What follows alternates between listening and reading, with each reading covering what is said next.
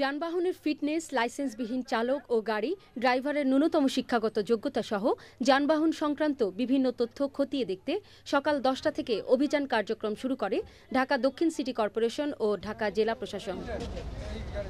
দৈনিক বাংলা মোড়, বঙ্গবন্ধু এভিনিউ সহ ঢাকা দক্ষিণ সিটি কর্পোরেশনের বিভিন্ন রাস্তায় এ অভিযান পরিচালনা করেন ভ্রাম্যমাণ আদালতের 3টি দল। আমরা দেখতে চাচ্ছি যে গাড়ির যে আমাদের ড্রাইভারের ড্রাইভিং লাইসেন্স আছে কিনা, প্লাস গাড়ির যে কাগজপত্র থাকার কথা, ফিটনেস সার্টিফিকেট, রুট পারমিট, তারপর ইন্স্যুরেন্স, এই কাগজগুলো আছে কিনা আমরা এগুলো যাচাই করি। তো আমরা সকাল থেকে যাচাই করার পর এ পর্যন্ত 23টা মামলা করা হয়েছে এবং এদের অনেকেই কাগজগুলো গ্যাপ ছিল, এই কারণে তাদের শাস্তি দেওয়া হয়েছে এবং আর্থিক জরিমানা করা হয়েছে। এ পর্যন্ত 22,400 টাকা জরিমানা করা হয়েছে এবং একটি বাস যেটা আসলে চলাচলের অনুপযোগী ওইটাকে আমরা ডাম্পিং স্টেশনে প্রেরণ করছি। 30 সিটের গাড়ি 45 সিট করে, এরকম অনেক মডিফিকেশন আছে গাড়ির, সেই সমস্ত ইল্লিগাল মডিফিকেশনের জন্য আমরা শাস্তিমূলক ব্যবস্থা নিয়ে থাকি। গত 1 মাস আগে এ অভিযান সম্পর্কে আগেই সতর্ক করেছিল ডিসিসি দক্ষিণ।